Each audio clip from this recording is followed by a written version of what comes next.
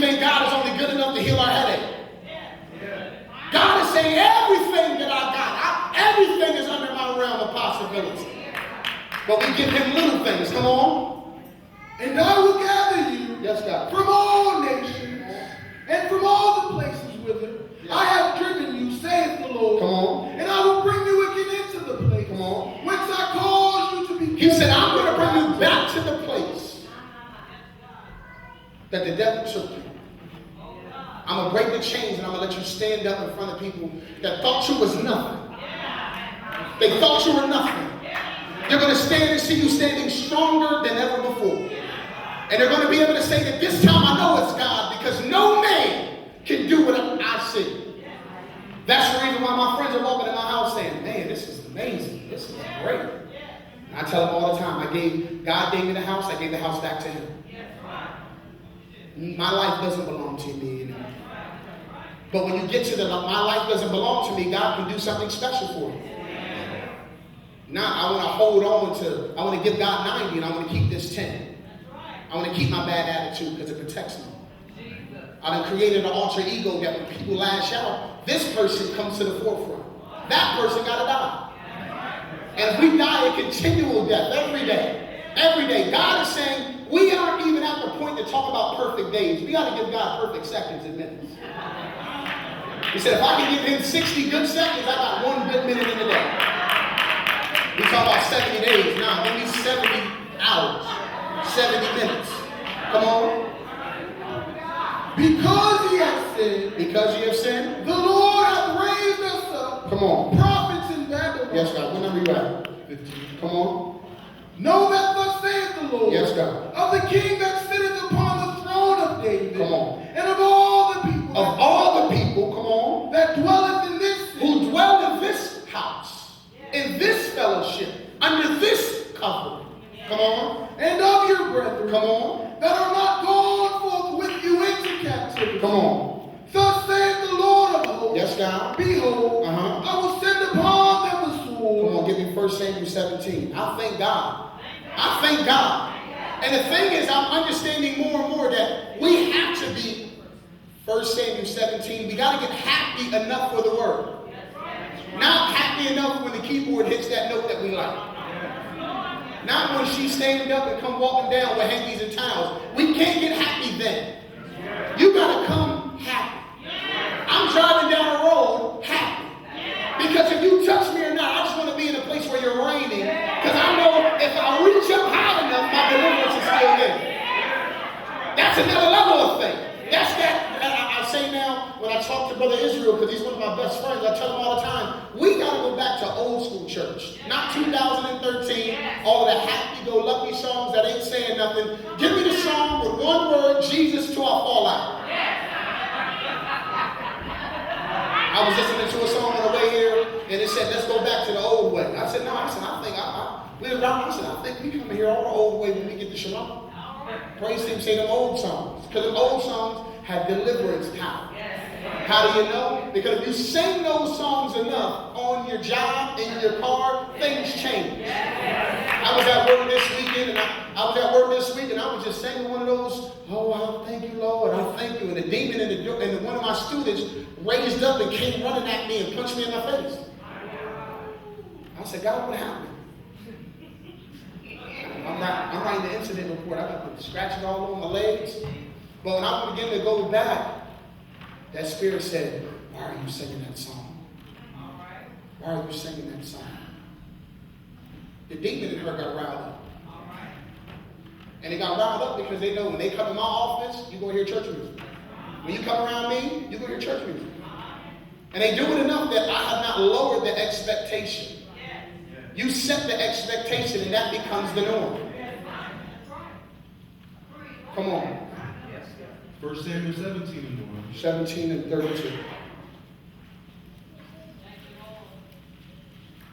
And David said to Saul, let no man's heart fail because of him. All right, get on my come on.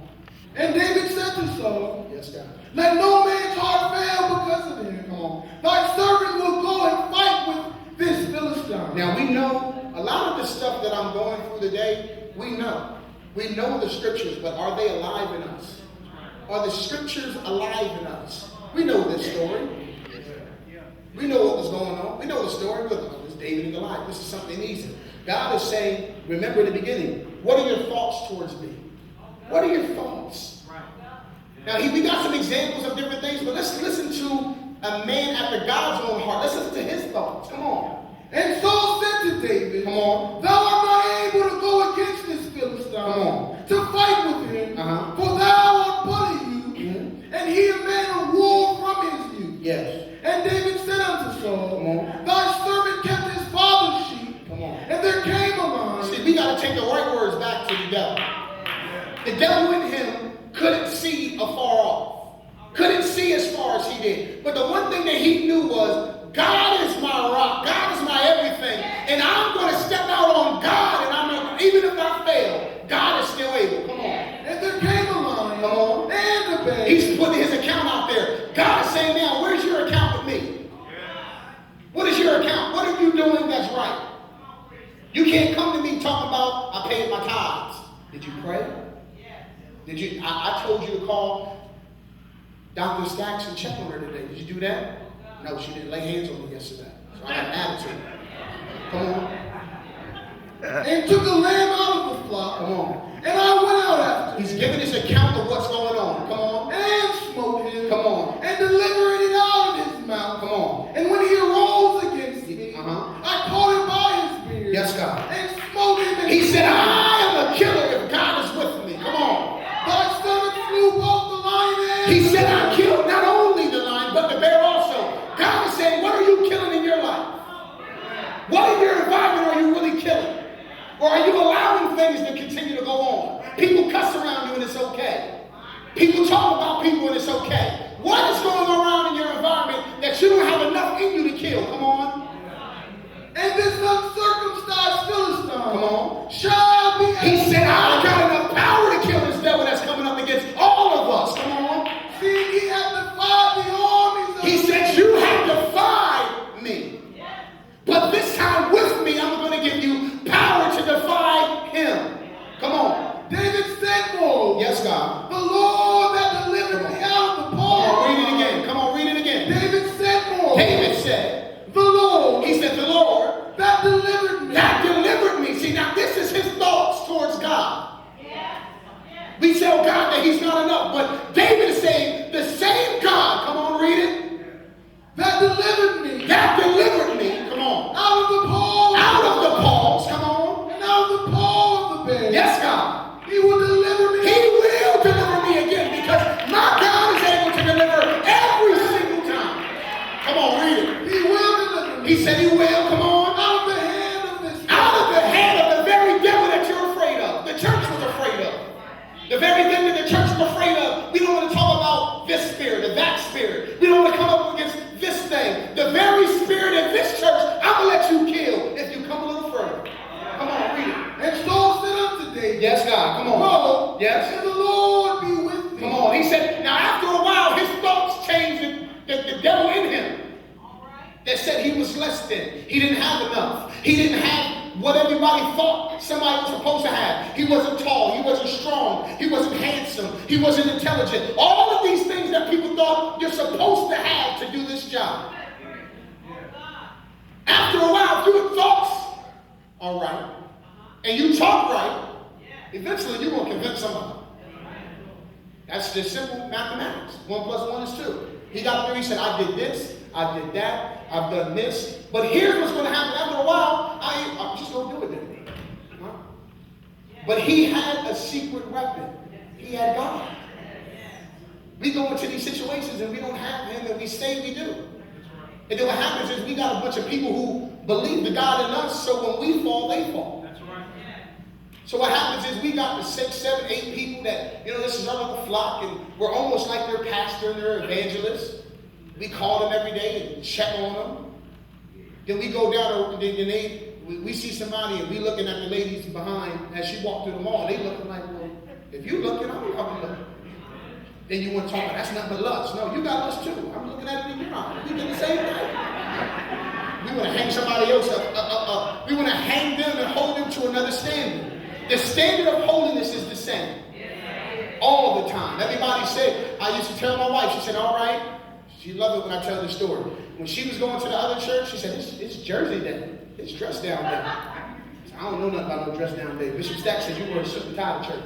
I don't know nothing about that. Standard. It's the standard. The standard doesn't drop. It was the same when I came in 1999, and it's the same in 2013. The standard of God does not drop. But if you stay in the line, God bless you. Come on. And so on David with his arm. Come on. And he put an helmet of brass upon his What head. number you at? 38. Come on. Also he armed him with the coat of mail. Yes, God. And David girded his sword upon his armor. Yes, God. And he essayed to go, Uh-huh. for he had not proved it. See, what happened is a lot of times we put some stuff on that we haven't proved. God didn't say that was yours. God didn't say that was yours. Hankies and towels went from Mother Boy. God gave Dr. Stacks the authority under that. I read a revival down in Rocky Mountain. If I'm putting hankies and towels on it, then he didn't give it to me, it ain't gonna work. So I take what God gave you. What did he give you? He gave you a word, an example, a lifestyle. You take that with you. Stop being someone else. That's right. God is saying your ministry is you. What are you doing? What are you saying? How are you? We cannot simulate or be anybody else.